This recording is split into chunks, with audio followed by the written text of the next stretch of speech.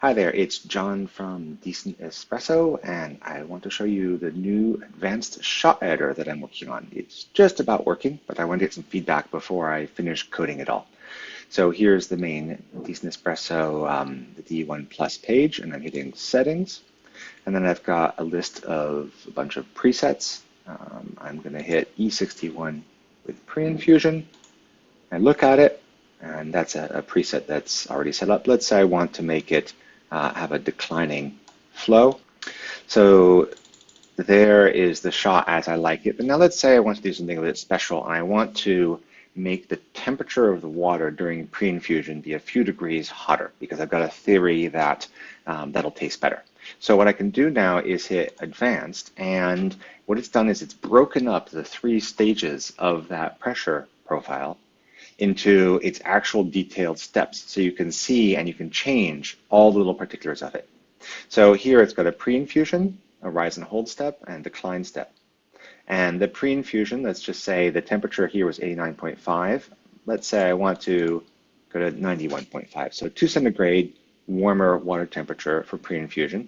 And then as I click on these, I can see that these are lower. In fact, let's have a more of a theory. Let's have a lower water temperature during decline. So 3 stages of temperature: 91.5 during pre-infusion, 89.5 during the hold period, and then 88.5 during the rest.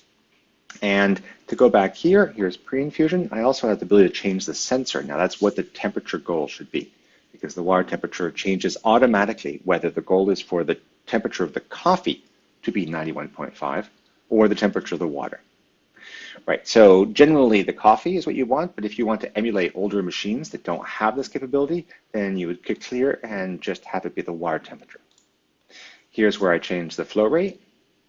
And I can also, which is really quite interesting, change the transition between different steps in the espresso. So for example, when I go from pre-infusion to the rise and hold, the current transition is fast. And that means for 10 seconds, in the first 2 or 3 seconds, it will achieve the pressure that was desired, which in this case is 9 bar.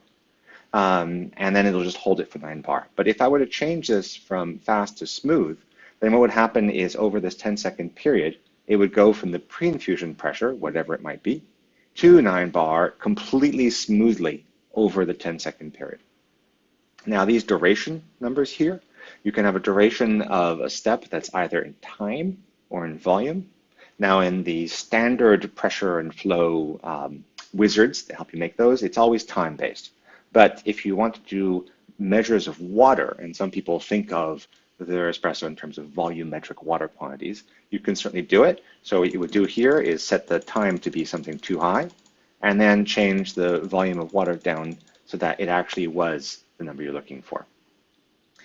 And then the next thing you can do is you can change steps here so that the step moves on to the next step when a certain condition happens.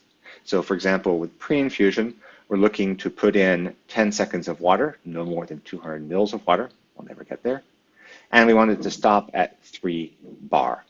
But another way to think about it is also to do flow, 4 mils per second, and then decide that pre-infusion should end when the puck is resisting water. And let's say it's resisting water and it's no longer accepting water at 2 mils per second. So in other words, we're trying to put water at 4 milliliters per second. The puck resists. It only lets us put in 1.9 milliliters per second. We decide that means the puck is fully saturated.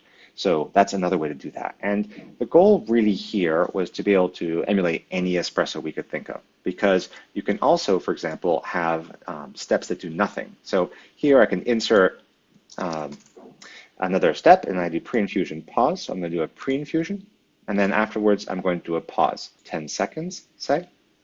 And here on flow, I'm going to bring this down to 0. It's going to just sit for 10 seconds and not put any water in. And that's how you do pauses. And one of the ideas that I'll be working on the next weeks also is doing pour over coffees, which involve pouring and pausing.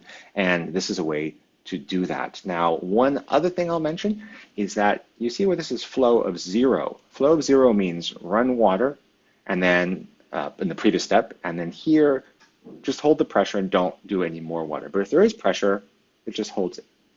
But if you instead do this as a pause of 0 bar, what actually happens is it's no water and the valves open, and then there's no pressure in the system either. So you can choose pressurized 0 flow or unpressurized 0 flow. And the reason we did this is, for example, the end of a shot with a lever machine is typically no water, but pressure maintained. Whereas if you're copying, for example, a GS3 espresso machine, the pause is no water, but pressure maintained. So the goal here is to be able to emulate machines from history. And you saw me also here insert a step, and I can just as easily change my mind and trash it, and now I'm back here. And just to show you how this works, here's a flow profile shot. It's fancy, it's got a rise, and if I hit advance, I get the steps, including the rise here, right? And what a rise is pre-infusion, 4 milliliters per second, rising to 3 bar, and then pre-infusion ends, and then the rise step tries to go to 9 bar as fast as possible, no more than 10 seconds. Let me know what you think of the advanced shot editor.